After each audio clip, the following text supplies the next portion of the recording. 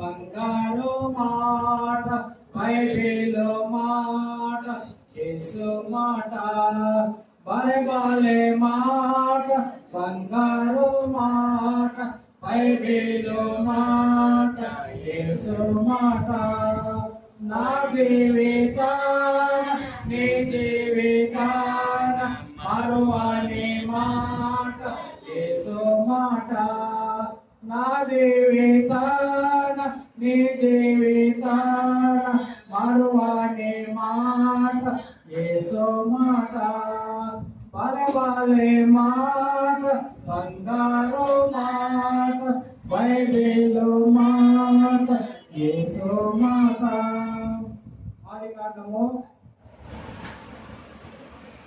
ఆదికాండము 12వ అధ్యాయం. ఆదికాండము 12వ అధ్యాయము మొదటి నుంచి 7 వచనాలు మార్చి చదువుతున్నాము. తీసుకోండి. ఒక వచనము నేను, ఒక వచనము మీరు మార్చి చదువుకున్నాము. యెహోవా నీవు లేచి నీ దేశం నుండి, నీ బంధువుల యొద్ద నుండి, నీ తండ్రి ఇంటి నుండి బయలుదేరి నేను నీకు చూపించు దేశములకు వెళ్ళుము. నిన్ను గొప్ప జనముగా చేసి నిన్ను ఆశీర్వదించి గొప్ప చేయదము. నిన్ను ఆశీర్వదించు వారిని ఆశీర్వదించేదము, నిన్ను దూషించు వారిని శపించేదము. భూమి యొక్క సమస్త వంశములు నీ యందు ఆశీర్వదింపబడమని అబ్రాహాముతో అనగా, అతనితో చెప్పిన ప్రకారము లోతు అతనితో కూడా వెళ్ళను. అబ్రాహాము హారాను వెళ్ళిపోయినప్పుడు 75 కలవాలి. అబ్రాహాము తన భార్య అయిన శారయిని, తన సహోదరుని కుమారుడైన లోతును, హారాన్లో తారును వారును ఆర్జించిన యావదాస్తిని, వారు సంపాదించిన సమస్తమైన వారిని తీసుకొని కనాను దేశములకు వెళ్ళుటకు బయలుదేరి కనాను దేశములకు వచ్చింది. అప్పుడు అబ్రాహాము సిరియన్ నందులో ఒక స్థలము దాకా దేశ సంచారం చేసి మోరే దగ్గర ఉన్న సింధూర వృక్షం వద్దకు చేరింది. అప్పుడు కనానీయులు ఆ దేశంలో నివసించింది. 7వ వచనం అందరం కలిసి చదువుకుందాం. యెహోవా అబ్రాహామునకు ప్రత్యక్షమై నీ సంతానముకి దేశం ఇచ్చేదని చెప్పగా, అతడు తనకు ప్రత్యక్షమైన యెహోవాకు ఒక బలిపీఠమును కట్టెను. దేవుడు తన వాక్యమును దీవించి ఆశీర్వదించును గాక. దేవుడి సహాయం కొరకు చిన్న ప్రార్థన చేసుకుందాము. మోకాళ్ళ కలిగిన వారి మోకరులండి. మహాపరిశుద్ధుడు, ప్రేమల తండ్రి, జీవితాలైనా చదవబడిన లేఖన భాగాన్ని కృపలో జ్ఞాపకం చేసుకొని నిలబడి నేను నిశ్చయకుడు ఎందుకు పట్టుకున్నట్టు వాడను, దుమ్ము కంటే దూరిగా కలిగినట్టు వాడను కృపలో జ్ఞాపకం చేసుకునైనా నీ ఆత్మతో నింపునైనా, నీ పనులతో జ్ఞానం చేత నింపు, నీ నోటి భూరంగా వాడితోనైనా ప్రతి ఒక్కరికి వెనుకల చెవి గ్రహింపగా మనసును అనుగ్రహించి ఘనత మహిమా ప్రభావాలు మీరే పొందుతుందని యేసయ్య పుణ్యనామం స్తుతించి గణపతి అడిగి వేడుకొంటున్నాం తండ్రి. ఆమేన్. క్రీస్తునందు ప్రియులారా, చదవబడిన లేఖన భాగాన్ని మనం చూసినట్లయితే ఆదికాండము 12వ అధ్యాయము దేవుడైన యెహోవా అబ్రాహాముతో అంటున్నాడు, నీవు లేచి నీ దేశం నుండి, నీ బంధువుల యొద్ద నుండి, నీ తండ్రి ఇంటి నుండి బయలుదేరి నేను నీకు చూపించు దేశమునకు వెళ్ళు అంటున్నాడు. నేను నీకు చూపించు దేశానికి వెళ్ళు కదా. మరి కొత్త ప్రాంతానికి వెళ్ళాలి. దేశము కొత్త, అక్కడ ప్రజలు కొత్త, అక్కడ నాగరికత కొత్త కదా.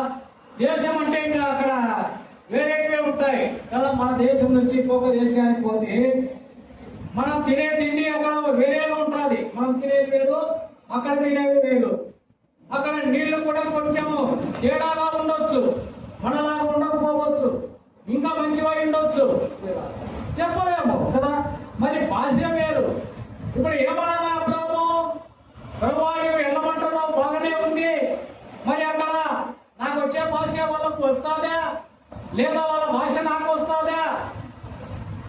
ఏ దేశము, ఏ ప్రాంతము, అక్కడ నీళ్లు మంచివేనా, వాతావరణం మంచిదేనా అని అడగాలి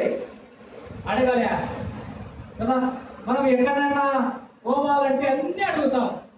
మన పిల్లలను అక్కడ పడదున్నా అక్కడ నీళ్లు పడవు మా పిల్లలకు. ఆ హాస్టల్లో ఆహారము బాగుండదు, సరిగా చేయరు, అన్ని విషయాలు ఇస్తారు. బాగుంటుందా, నీళ్లు మంచివేనా, ఇక్కడ అన్ని కదా వసతులు బాగున్నాయా అని విషయాలు ఇస్తాం. మరి ఒక దేశం నుంచి ఇంకొక దేశానికి పోయేటప్పుడు అబ్రాహాము అడగాలి, కానీ దేవుణ్ణి అడగాలి. అడగకుండా బయలుదేరినాడు. అడగకుండానే మరి ఇంట్లో నుంచి అడుగు పెట్టినాడు. దేశాన్ని, బంధువులను, ఇంటిని వదిలిపెడతా ఉన్నాడు.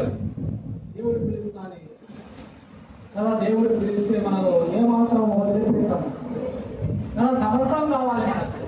ఇవెల్ల విడిచిపెట్టి ఎట్లా పోవాలి, ఇవెల్ల విడిచి ఎట్లా పోవా, ఇంత ఆస్తి ఉంది, ఈ ఉద్యోగం ఉంది, అనేకులు ఉద్యోగాలకు రాజీనామా చేసి వస్తున్నారు. దేవుడు పిలిస్తే మరి ఓనవరంలో రంగేశ్వరి కూడా ఖగోళ శాస్త్రజ్ఞుడు. ఆయన ఆకాశ నక్షత్రాలను పరిశీలించి ఏమి జరుగుతాయో చెప్పేది తన శాస్త్రవేత్త. దేవుడికి పిలుస్తానే ఉద్యోగానికి రాజీనామా చేసి వచ్చినాడు.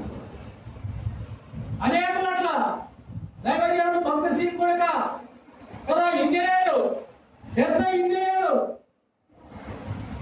ఆయన కూడా ఉద్యోగం చేయవచ్చు, కానీ దేవుడు పిలిచినాడు. ప్రభా, ఉద్యోగం చేసిన జీతం వల్ల నీకే ఇస్తానంటే, నీ జీతం నాకు అవసరం లేదు, నువ్వే కావాలంటే ఆయనే వచ్చేసినాడు. ఇక్కడ అబ్రాహామును దేవుడు పిలిచినాడు. పిలుస్తానే అబ్రాహాము కూడా వెంటనే విధేయత చూపుతా ఉన్నాడు. దేవుని మాటకు లోబడుతా ఉన్నాడు. లోబడి 7వ వచనంలో మనం చూస్తా ఉన్నాము కదా, యెహోవా అబ్రాహామునకు ప్రత్యక్షమై నీ సంతానమునికి దేశ విషయాన్ని చెప్పగా అతడు తనకు ప్రత్యక్షమైన యెహోవా ఒక బలిపీఠమును కట్టెను. ఈ బలిపీఠం పేరు ఏ పేరు? బలిపీఠాన్ని కట్టినాడు. నేనంటున్నా ఈ బలిపీఠం పేరు విధేయత బలిపీఠం. విధేయత బలిపీఠము. ఎంత విధేయత చూపినాడు దేవునికి. దేశాన్ని, బంధువులను, ఇంటిని వదిలి వెళ్ళాలి. చిత్తం ప్రభువా అని వదిలిపెట్టి వచ్చేసినాడు. ఎంత విధేయత చూపినాడు, ఎంత విధేయత చూపినాడు. చూడండి, మనం చూసినట్లయితే మొదటి రాజుల గ్రంథము 17వ అధ్యాయంలో మనం చూస్తాము. 17వ అధ్యాయము మొదటి వచనం, అంతటా గిలాదు కాపురస్తుడైన నిస్పీడును ఏలీయా అహాబు వద్దకు వచ్చి, ఎవడి సన్నిధిని నేను నిలబడి ఉన్నానో ఇశ్రాయేలు దేవుడైన యెహోవా జీవము తోడు, నా మాట ప్రకారం కాక ఈ సంవత్సరంలో మంచైనను వర్షమైనను పడదని ప్రకటించాను. ఏలీయా దినాలలో భయంకరమైన కరువు వచ్చింది. భయంకరమైన కరువు వస్తే దేవుడు ఏలీయాను కదా ఎక్కడికి వెళ్ళమన్నాడు? 4వ వచనము 3వ వచనం నుంచి, నీవు అచ్చటి నుండి తూర్పు వైపున పోయి యోర్దానుకు ఎదురుగా ఉన్న కెరీతు వాగు దగ్గర దాగి ఉండు. ఏలీయా ప్రవక్తతో దేవుడు అంటున్నాడు, నీవు లేచి కదా, నీవు ఇచ్చటి నుండి తూర్పు వైపునకు పోయి యోర్దానుకు ఎదురుగా ఉన్న కెరీతు వాగు దగ్గర అక్కడ ఉండు అన్నాడు. అక్కడ ఉండు అన్నాడు. ఆ వాగు నీరు నీవు త్రాగుదువు. 4వ వచనము, ఆ వాగు నీరు నీవు త్రాగుదువు, అతడికి నీకు ఆహారము తెచ్చుటకై నేను కాకోలంలో ఆజ్ఞాపించుతున్నది అతనికి చేయగా, నీవు అక్కడ ఉండు, అక్కడే ప్రార్థన చేసుకుంటా ఉండు, నేను కాకోలములతో నీకు ఆహారము పంపిస్తాను అన్నాడు. ఎంత గొప్ప సంగతి! యెహోవాకు అసాధ్యమైనది ఏదైనా ఉన్నదా? కాకులతో ఆహారం పంపిస్తానంటున్నాడు. పోయి దైవజనుడు కెరీతు వాగు దగ్గర ఉన్నాడు. దేవుడైన యెహోవా కాకుల చెట్టు మీద ఉంటే పిలిచినాడు. కాకులారా ఇటు రండి అన్నాడు. వచ్చినాయి. చిత్తం ప్రభువా, ఇదిగో నా సేవకుడైన ఏలీయా కెరీతు వాగు దగ్గర ఉన్నాడు. మీరు ఏం చేస్తారో రొట్టె మాంసం తీసుకుపోయి ఆయనకి ఇవ్వండి. చిత్తం ప్రభు అన్నాయి. కడుపులో 6వ వచనము. అక్కడ కాకోలములు ఉదయమందు రొట్టెను మాంసమును అస్తమయమందు రొట్టెను మాంసమును అతని యొద్దకు తీసుకొని వచ్చుచుండెను. ఉదయము సాయంత్రం కదా, అస్తమయం అంటే సాయంత్రం. కాబట్టి ఉదయము సాయంత్రము కాకుల ద్వారా దేవుడు తన దైవజనుడైన ఏలియాను పోషిస్తా ఉన్నాడు. ఏలియా పోషించుటకు దేవుడు కాకులను వాడుకుంటున్నాడు. కాకులు దేవుడి మాటకు లోబడుతున్నాయి, దేవుడి మాటకు విధేయత చూపుతా ఉన్నాయి. కాకుల సంగతి మనకు తెలుసు, దొంగవి కాకులు కదా. రొట్టె ముక్కలు కనబడినా, మాంసం కనబడినా వెంటనే ఎత్తకపోతాయి. పిల్లల చేతిలో రొట్టె ఉంది అనుకో, వెంటనే ఎత్తకపోతాయి. మరి అటువంటి దొంగ కాకుల్ని దేవుడు వాడుకుంటా ఉన్నాడు. నీవు నేను ప్రియులారా అయోగ్యులము, అపాత్రులము అయినా దేవుడు నన్ను వాడుకుంటా ఉన్నాడు. తన సేవకై, తనను గణపరచడానికి, తనను ఆరాధించడానికి దేవుడు మనల్ని ఏర్పాటు చేసుకున్నాడు. అందుకు దేవునికి మనం ఎంతగానో కృతజ్ఞత చూపించవలసిన వారమై ఉన్నాము. ఈ కాకోలములు ఉదయము సాయంత్రము ఏలియాకు తన రొట్టె మాంసము తీసుకొని వస్తా ఉన్నాయి. దైవజనుడు ప్రార్థన చేస్తా ఉంటే ఆ కాకులు ప్రార్థనలు డిస్టర్బ్ చేయకుండా దైవజనుడు ఆమెనంత వరకు అక్కడే ఉన్నాయి. అక్కడ పెట్టి వెళ్ళిపోతే వేరే కాకులు వచ్చి తింటాయి. కాబట్టి ఆయన ఆమెనంత వరకు అక్కడే ఉండి అయినా ఆమెనన్న తర్వాత అవి అక్కడ పెట్టి వెళ్ళిపోయేవి. ఇట్లా దేవుడు తన ప్రవక్త అయిన ఏలియాను పోషించుటకు కాకులను వాడుకున్నాడు. కాకులు దేవుడి మాటకు విధేయత చూపుతా ఉన్నాయి, దేవుడి మాటకు లోబడుతా ఉన్నాయి. ఇంకో విషయాన్ని మనం చూసేటువంటి దానియేలు గ్రంథము మనం చూస్తాము. దానియేలు గ్రంథము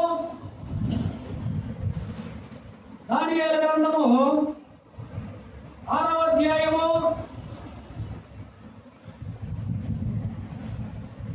దానియేలు గ్రంథము 6వ అధ్యాయము 7వ వచనము. రాజ్యపు ప్రధానులు, సేనాధిపతులు, అధిపతులు, మంత్రులు, సంస్థానపతులు అందరూ కూడి రాజుకు ఖండితమైన చట్టమును స్థిరపరిచి దాన్ని శాసనముగా చాటింపజేయనట్లు యోచన చేసి, ఎట్లనగా 30 దినముల వరకు మీ యొద్ద తప్ప మరి ఏ దేవుని యొద్దనైనను మానవుని యొద్దనైనను ఎవడను ఏ హానియో చేయకూడదు, ఏ మనవియో చేయకూడదు. ఎవడైనా చేసిన ఎడల వాడు సింహముల గుహలో పడద్రోయబడును. రాజా ఈ ప్రకారము రాజు శాసనము ఒకటి గుర్తించి కదా. దానియేలు ప్రధానిగా ఉన్నాడు ఆ దేశంలో. దానియేలు ఎన్నో తప్పులు పట్టుకోవాలని అక్కడ ఉన్నటువంటి వారు వెతికినారు, పట్టలేకపోయినారు. మనం దానియేలులో ఈ పద్ధతి ప్రకారము పట్టుకోలేము. భక్తి విషయంలో పట్టుకుందాము, భక్తి విషయంలో చిక్కించుకుందాము. దానియేలును అతడు ప్రార్థన చేయకుండా ఉండలేడు. కాబట్టి దానియేలుని ఈ విధంగా చిక్కించుకుందామని రాజు దగ్గరికి వెళ్ళి కొందరు ఏం చేసినారంటే, రాజా 30 దినాల వరకు ఏ మానవుడు కానీ ఎవడే కానీ ఏ సమస్య వచ్చినా, ఏ ఇబ్బంది వచ్చినా ఏ మనుషునికి చెప్పకూడదు, నన్న మానవుడికి చెప్పకూడదు, అది నీకే చెప్పాలి. రాజు కాళ్ళ దగ్గర చెప్తాడు. అవునా అవునా అంటాడు. కాబట్టి ఒక చట్టం తీసుకొని వస్తాము. 30 రోజుల వరకు ఎవరే కానీ ఏ మనవి చేయకూడదు, రాజుకే చెప్పాలి. అట్లో రాజా నేను తిరస్కరించిన వారిని ఏం చేయాలి? సింహపు గుహలో వేయాలని ఒక చట్టాన్ని తయారు చేస్తారు. చట్టం తయారు చేస్తారు. ఆ చట్టము దానియేలుకు తెలుసు. 10వ వచనం చూస్తాము. దానియేలు గ్రంథము 6వ అధ్యాయము 10వ వచనము. ఇట్టి శాస్త్రము సంతకం చేయబడనని దానియేలు తెలుసుకొనినను అతడు తన ఇంటికి వెళ్లి యథాప్రకారంగా అనుదినము 3 మోకాల్లోని తన ఇంటి పైగది కిటికీలు యెరూషలేము పట్టణముకు తెరవబడి ఉండగా తన దేవునికి ప్రార్థన చేయించు ఆయన్ను స్తుతించు వచ్చాను, ఇంటి శాసనము సంతకము చేయబడినను కదా. ఈ శాసనము తెలుసు, ఈ చట్టము తెలుసు దానియేలుకు, అయినా కూడా లెక్క చేయలే ఆ మొత్తాన్ని. అయినా కూడా రాజు పెట్టిన కండిషన్ ఒప్పుకోలేదు దానియేలు. ఎందుకంటే తన దేవుడికి ప్రార్థన చేయకుండా ఉండలేకపోయినాడు. యెరూషలేము పిల్లరా చూడండి, మనం చూస్తాము యెరూషలేము వైపు తన కిటికీలు తెరచి మోకాలుని దేవుడికి ప్రార్థన చేస్తా ఉన్నాడు. అలాగే ఎప్పుడెప్పుడు తప్పులు పడకాలని చూస్తున్న వారు ఎదురు చూస్తా ఉన్నాడు. దొరికినాడు, వాళ్ళు చూడాలని తెచ్చినాడు ఏమో కిటికీలు కదా. ఆ విధంగా చేస్తే సింహం బోన్లో వేస్తారని దానియేలు కూడా తెలుసు. అయినా దేవుడికి ప్రార్థన చేయకుండా ఉండలేకపోయినాడు. చట్టాల్లో లెక్క కదా. మన దేశంలో కూడా కొన్ని చట్టాలు వస్తూ ఉన్నాయి. దేవుడికి వ్యతిరేకంగా ఏ చట్టం చేసినా మనకు దాన్ని వ్యతిరేకించవచ్చు. దేవుడి వాక్య ప్రకారం సువార్త ప్రకటించకూడదు అని ఒక చట్టాన్ని తయారు చేస్తారనుకో, మనం దాన్ని లెక్క చేయాల్సిన పట్టే. అలా ప్రకటించు వారిని గుర్తిస్తామంటే ప్రకటించాల్సిందే. దానియేలు సింహం బోన్లో వేస్తారు ప్రార్థన చేస్తే చేసినాడా లేదా? ఇంటి శాసనము సంతకము చేయబడినప్పటికీ అంటాడు. అంటే చట్టము తెలుసు దానియేలు, అయినా దేవుడికి ప్రార్థన చేయలేకుండా ఉండలేకపోయినా. వాళ్ళు పోయి రాజు దగ్గరికి పోయి, రాజా 30 దినాల వరకు ఏ మానవుడికే గాని దేవుడికే గాని ఏమని చెప్పుకోకూడదని చట్టం చేశాం కదా. అవును, మరి దానియేలు అనేవాడు చట్టాన్ని అతిక్రమించినాడు. నీవు పెట్టే చట్టాన్ని లెక్కే చేయలేదు కాబట్టి దానియేలు సింహం గుహలో వేయాలి. అట్ట తిరస్కరించిన వారిని సింహం గుహలో వేయాలని చట్టం ఉంది కదా. రాజు ఎంతో దుఃఖించినాడు, రాజు ఎంతో బాధపడినాడు కదా. 13వ వచనము, అందుకు వారు చేరపట్టబడిన యూదులలో దానియేలు నిన్నే గాని నీవు పుట్టించిన శాసనమునే గాని ఇలా చెప్పేటగా అనుదినము ముమ్మారు ప్రార్థన చేస్తూ వస్తున్నాడంటే. రాజు మాట విని బహుగా వ్యాకులపడి దానియేలు రక్షింపవలని తన మనసును దృఢం చేసుకుని సూర్యుడు అస్తమించడం వరకు అతన్ని విడిపించుటకు ప్రయత్నము చేసేను. కాలే రాజు చేత. ఎందుకంటే చట్టము రాజయ్య గారి చట్టాన్ని వ్యతిరేకించడానికి వీలు లేదు. చట్టమే అందరికీ. చట్టం ఎవరికి చుట్టం కాదని మనం అనేక సార్లు వింటా ఉంటాం. పేదవాడికైనా ధనికుడికైనా చదువు ఉన్న వాడికైనా చదువు లేని వాడికైనా చట్టం ఒకటే. వాడు ఏది తప్పు చేస్తే ఆ చట్టం ప్రకారం వాడిని శిక్షించాల్సిందే. వాడు చదువున్నవాడైనా, ఉద్యోగస్తుడైనా, వ్యవసాయం పని చేసుకునేవాడైనా, కూలి పని చేసుకునేవాడైనా. అట్లా దానియేలు తప్పు చేసినాడు. దానియేలు ఇప్పుడు సింహం బోన్లో వేయాలి. 16వ వచనము, అందరూ రాజు ఆజ్ఞేయగా బండ్రౌతులు దానియేలు పట్టుబడిపోయి సింహం గుహలో పడద్రోయగా రాజు, నీవు అనుదినము తప్పక సేవించుతున్న నీ దేవుడే నిన్ను రక్షించునని దానియేలుతో చెప్పాను. ఎంతో ప్రయత్నం చేసినాడు దానియేలు తప్పించాలని, తప్పించలేకపోయినాడు. చివరిగా అంటున్నాడు, నీ దేవుడే నిన్ను రక్షించునుగాక అని ఇంటికి వెళ్ళిపోయినాడు రాజు. రాత్రి అంతా భోజనం చేయలే, ఉపవాసం ఉన్నాడు, కన్నీరు కాస్తా ఉన్నాడు. అందరు రాజు తన నగరికి వెళ్ళి ఆ రాత్రి అంతా ఉపవాసం ఉండి నాట్య వాయిద్యములను జరగనీయలేదు. అతనికి నిద్ర పట్టలేదు. తెల్లవారుజామున రాజు వేగమే లేచి సింహాల గోదకి త్వరపడిపోయాను. అతడు గోదకి రాగా దుఃఖ స్వరంతో దానియేలు గురించి, జీవమున దేవుని సేవకుడైన దానియేలు, నిత్యము నువ్వు సేవిస్తున్న నీ దేవుడు నిన్ను రక్షింపగలిగినా అని అతన్ని అడిగాను. అందుకు దానియేలు, రాజు చిరంజీవి ఏమనగాక, నేను నా దేవుని దృష్టికి దోషిగా కనబడుతుంది కనుక ఆయన తన దూత నంపి సింహములు నాకు ఏ హానిలో చేయకుండా వాటి నోళ్ళు మూయించేను. దేవుడు వాటి నోళ్లను మూయించినాడు. అవి ఆకలితో ఉన్నాయి, అవి గుహలో ఉన్నాయి, బంధించినారు. వాటికి రోజు ఆహారం వేయాలి. మరి ఈ రోజు దానియేలును ఆహారంగా వేయాలి. కానీ ప్రియులారా, దేవుడు ఏం చేస్తున్నాడంటే ఆ సింహాలను పిలిచినాడు. సింహంలాగా నా సేవకుడైన దానియేలును మీరున్న గుహలో వేస్తారు, జాగ్రత్త సుమా, ముట్టొద్దు దానియేలు అని వాటి నోరును దేవుడు మూయించేసినాడు. అవి నోరు మూసుకునే ఏమాత్రము తెరవాలి.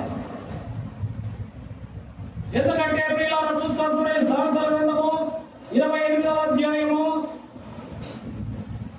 మొదటి వచనము.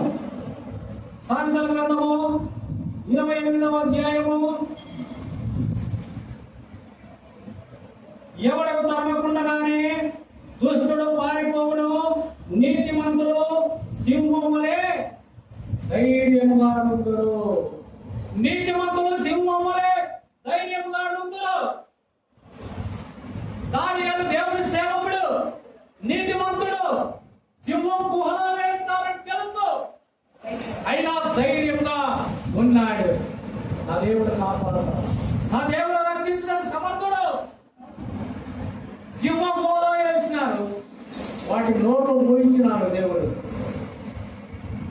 కదా. కాబట్టి ప్రియులారా, ఇక్కడ దానియేలును సింహం గుహలో వేస్తే సింహాలు దానియేలుకు సాష్టాంగంగా నమస్కారం చేస్తున్నట్టుగా ఉంది. ఎందుకంటే ఈ సింహాల కంటే ఆ సింహం పెద్దది కదా. నీతిమంతులు సింహం అనే ధైర్యంగా ఉందరు. ఈ సింహాలు అనుకునే ఇది ఎక్కడ సింహమేనా, ఇది ఎక్కడ సింహము, మనకు గుహలో పడింది అని చెప్పేసి ఆ సింహం ఈ సింహాన్ని తింటాదేమని అవి సాగిలా పడినాయి. అవే సాగిలా పడినాయి. ఆకాశ పక్షులు దేవుడికి లోబడినాయి, భూ జంతువులు సింహాలు దేవుడికి మాటకు లోబడినాయి. దానియేలును ముట్టలేదు. ప్రియ ఎంత విధంగా చూపుతా ఉన్నాయి.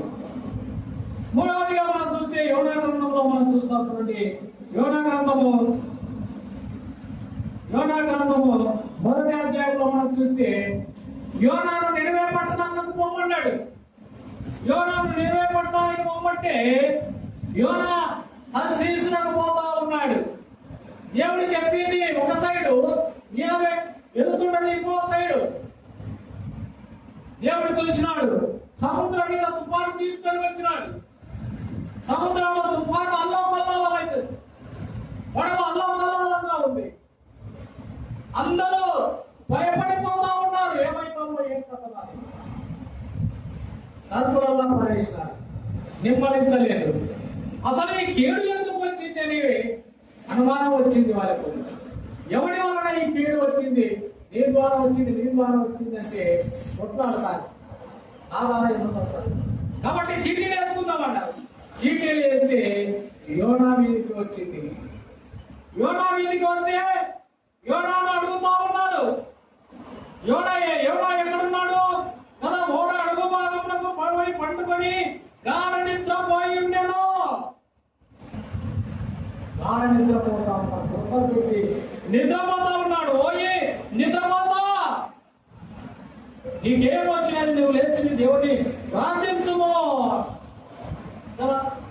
కాబట్టి అంటున్నారు, అందులో ఓడవారు ఎవరి బట్టి కీడు వచ్చినదని చీటి వేస్తే యోనా మీదకి వచ్చింది.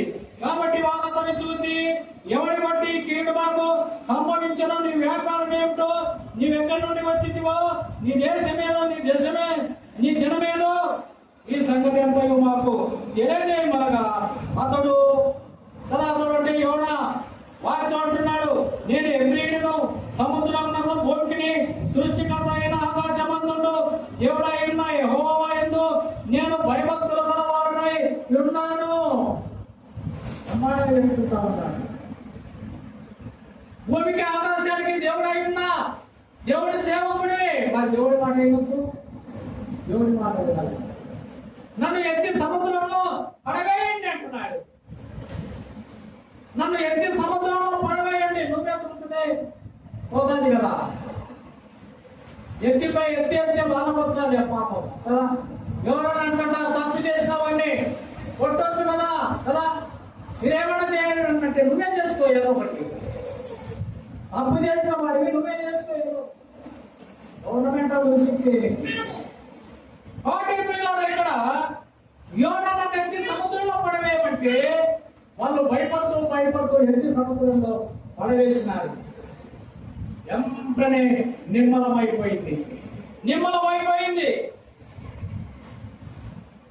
చూడండి, మనం చూస్తాము అప్పుడు వాళ్ళు సముద్రం పొంగుతున్నది, తుఫాను అధికమవుతున్నది, సముద్రం రావడంలో నిమ్మలించినట్లు నీకేం చేయవాలని అతను అడగక, యోనా నన్నబట్టి గొప్ప తుఫాను వచ్చినదని నాకు తెలుసు, నన్ను ఎత్తి సముద్రంలో పడవేయండి అని అయినప్పుడు వారు ఓడ దరికి చేతులకు ఎంతగానో ప్రయత్నం చేసినారు కానీ వారి వల్ల కాలేదు. కాబట్టి ఎత్తి సముద్రంలో పడవేసినారు. కాబట్టి వారు యెహోవాని చిత్త ప్రకారం నీవే దీన్ని చేస్తూ ఈ మనసుని బట్టి మమ్మల్ని లయం చేయకుందువు గాక, నిర్దోషిని చంపించరన్న నేరం ఈయన మోపకుందువు గాక అని యెహోవాకు మనవి చేసుకుని యోనాను ఎత్తి సముద్రంలో పడవేసిరి. పడవేయగానే సముద్రము పొంగకుండా ఆగెను. అది చూసి వాళ్ళు ఇంకా భయపడతా ఉన్నారు. 17వ వచనము, గొప్ప మత్స్యం ఒకటి యోనాను మింగవలనని యెహోవా నియమించి ఉండగా యోనా 3 దినములు ఆ మత్స్యము ఒక కడుపులో ఉండెను కదా. దేవుడు యోనాను మింగుటకు ఒక మత్స్యమును అంటే చేపను ఏర్పాటు చేసుకున్నాడు. చేప ఇట్లా అన్నాడు, ఇదిగో ఓడలో నా సేవకుడు ఉన్నాడు, నువ్వు దాన్ని కనిపెట్టుకోని వెళ్తా ఉండు, ఎత్తి సముద్రంలో పడవేస్తాను, పడవేయగానే నువ్వు మింగాలి, నువ్వు నా సేవకుడైన యోనాను మింగాలి, జాగ్రత్త, ఎక్కడే కానీ గాయం కాకూడదు కదా. చేపలు దొరుకుతాయి, చేపలు కాటేస్తాయి కదా, గాయాలు అవుతాయి. కాబట్టి నా సేవకుడైన యోనాను మింగేటప్పుడు జాగ్రత్తగా మింగు అన్నాడు. చిత్తప్రభు అనింది యోనాను మింగింది. హిందూ మహాసముద్రంలో చేపలు నోరు తెరిస్తే మంచి నిలువడపోతానంట, దాని గొంతులోకి నిలువడ నడుచుకుంటూ వెళ్ళొచ్చుట. అంత పెద్ద చేపలు ఉన్నాయట హిందూ మహాసముద్రం. అంత పెద్ద చేపలు నోరు తెరిస్తే మంచి నిలువడ పోవాలి దాని కడుపులోకి. అంత పెద్ద చేపలు యోనాను మింగుటకు దేవుడు ఏర్పాటు చేసుకున్నాడు. అది మింగి కదా దేవుడు చెప్పిన స్థలంలో పోయి తక్కేది. ఎంత విధేయత! దేవుడి యొక్క మాటకు ఆకాశ పక్షులు లోబడుతూ ఉన్నాయి, విధేయత చూపుతా ఉన్నాయి. భూజంతువులు దేవుడి మాటకు విధేయత చూపుతా ఉన్నాయి. చెరవులు దేవుడి మాటకు విధేయత చూస్తున్నాయి. దేవుడి మాటకు వింటున్నావా? దేవుడి మాటకు లోబడుతున్నావా? ఒకసారి నేను పరీక్షించుకోవాలని ప్రభు పేట మనవి చేస్తున్నాను. విధేయత మనం చూపుతా ఉన్నావా? చూడండి, ఎబ్రీయులకు రాసిన పత్రిక 5వ అధ్యాయము, ఎబ్రీయులకు రాసిన పత్రిక 5వ అధ్యాయము 8వ వచనం, ఆయన కుమారుడైంది తాను పొందిన శ్రమల వలన విధేయతను నేర్చుకోలేను. యేసు ప్రభు విధేయత నేర్చుకున్నాడు. ప్రభుత్వమైన మనం కూడా నేర్చుకోవాలి. విధేయత నేర్చుకోవాలి. ఆయన చెప్తే చేస్తాం అంతేగా. ఆనాడు వివాహంలో ద్రాక్షారసం అయిపోయింది. యోహాను సువార్త 2వ అధ్యాయం. ఆ వివాహంలో ద్రాక్షారసం అయిపోతే యేసు తల్లి అడిగింది, ఆయన మీతో చెప్పినది చేయుడి, ఆయన మీతో చెప్పినది చేయుడి. ఆయన శిష్యులకు ఏం ఆజ్ఞాపించినాడో అక్కడ రాతిపాలెం ఉంటారు, ఆ రాతిపాలెం నీళ్లతో నింపుడి అన్నాడు.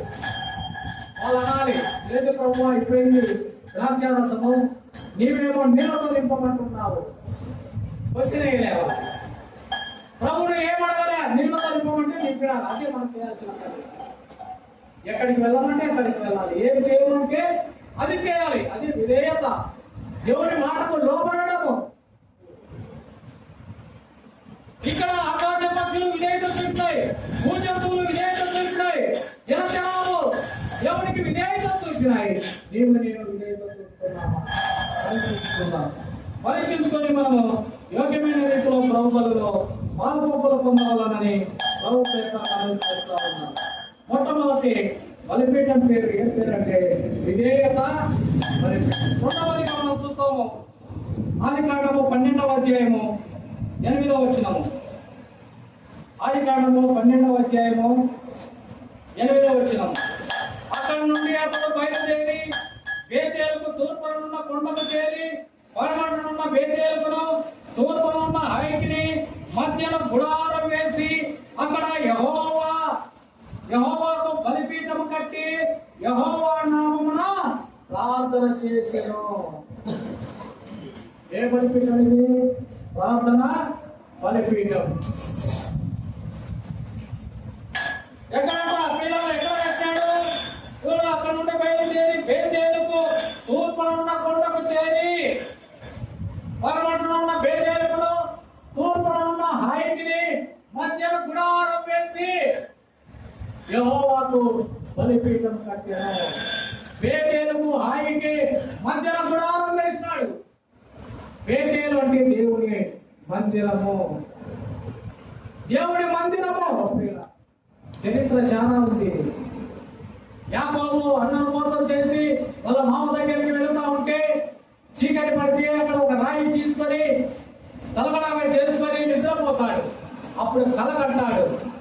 లేచి ఆ రాయిని తీసుకొని ఇది ఎంతో భయంకరమైంది, దేవుని మందిరమే కానీ వేరొకటి కాదని చెప్పి బేతేలు అని అక్కడ పేరు పెడతాడు. అక్కడ దేవుని మందిరం కట్టబడి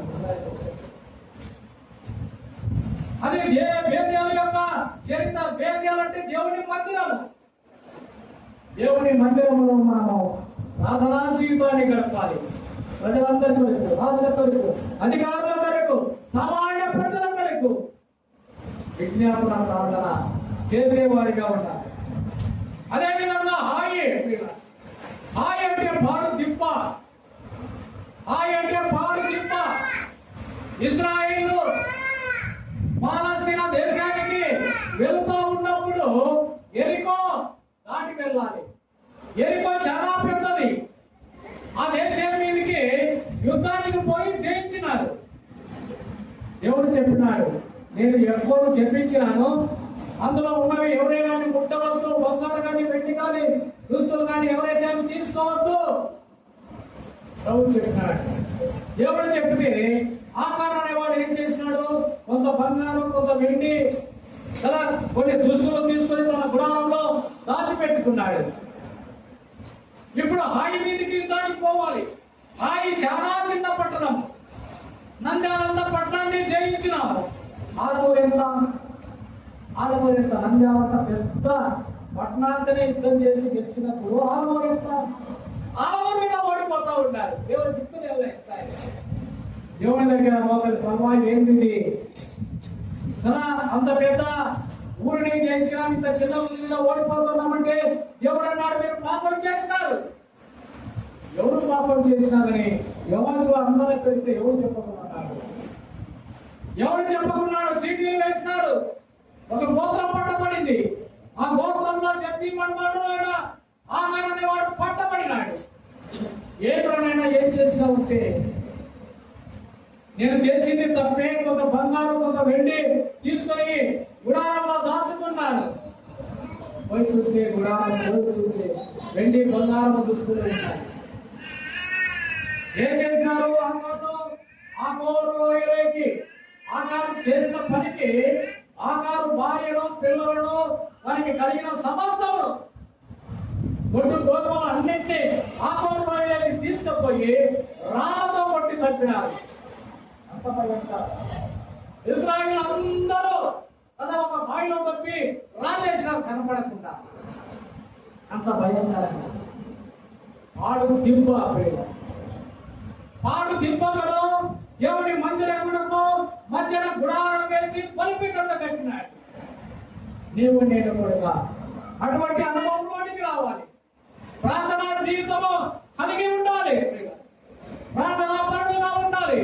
దేవుని మందిరంలో ప్రార్థన చేయాలి కదా. దేవుని మందిరంలో ప్రార్థన పరులుగా ఉండాలి. వ్యక్తిగతంగా ఇంటిలో మనము ప్రార్థనా జీవితం అంటే దేవుని మందిరానికి ఇంటికి మధ్యన గుడారం ఉంటే ప్రార్థనా జీవితం. ఇంట్లో ఇంటి వరకు ప్రార్థన చేయాలి. దేవుని మందిరంలో సమస్త వరకు మనము ప్రార్థన చేసే వారిగా ఉండాలని దేవుని యొక్క వాక్యము మనకు సెలవిస్తుంది. కాబట్టి మనము ఈ సమయంలో ప్రియులారా మరి అనేక విషయాలు, అనేక ప్రార్థనా పరులు మనం చూస్తాము దేవుని వాక్యంలో. లూకాసు వార్త 18వ అధ్యాయం తమను తాము తగ్గించుకొని చేసిన ప్రార్థన మనకు కనపడతాయి. పరిచయుడు ప్రార్థన చేసినాడు. ఏమని ప్రార్థన చేసినాడు? వారమునకు 2 రోజులు ఉపవాసము దశభాగాలు ఇస్తా ఉన్నా కదా. మరి ఆ యొక్క సుంకరి వలె కూడా నేను లేను అని హెచ్చించుకొని ప్రార్థన చేసినాడు. తర్వాత సుంకరి వచ్చినాడు. రొమ్ము పట్టుకొనొచ్చు ఆకాశం వైపు కన్నులు ఎత్తుటకైనను ధైర్యం చాలక ప్రభువా పాపినైన నన్ను కరుణించుమన్నాడు. దేవుడు అన్నాడు, అతని కంటే ఇతడు నీతిమంతుడు, అతని కంటే ఇతడు నీతిమంతుడు. తగ్గించుకొని ప్రార్థన చేసినాడు. మనం అర్థంగా చేస్తున్నామా? సుంకరి ప్రార్థన మనం నేర్చుకోవాలి. తగ్గించుకొని పాపినైన నన్ను కరుణించుము అని ప్రార్థన చేసినాడు. నీతిమంతుడుగా మార్చబడినాడు. ఇంకా మనం చూస్తే ప్రేమగా చూడండి, మనము ఇంకా దేవుని వాక్యంలో నుంచి మనం గమనించినట్లయితే లూకాసు వార్త 18వ అధ్యాయంలో మనం ఇంకా చూస్తాము. విధవరాలు యొక్క ప్రార్థన మనం చూస్తాము. విధవరాలు సమస్య వచ్చింది. మరి ఆ యొక్క న్యాయాధిపతి దగ్గరికి వెళ్ళాలి. న్యాయాధిపతి ఎటువంటి వాడంటే మనుషులను లక్ష్య వేయించాడు. దేవుడు అంటే భయం లేదు. ఎవరు వెళ్తారన్నారు? విధవరాలకు సమస్య వచ్చింది. కానీ ఆయన ఏం చేయాలి? ఎవరి దగ్గరికి పోయా చెప్పరు. ఎందుకంటే వీడు జ్ఞానాత్యము న్యాయాధిపతి కాబట్టి ఆమె వచ్చింది.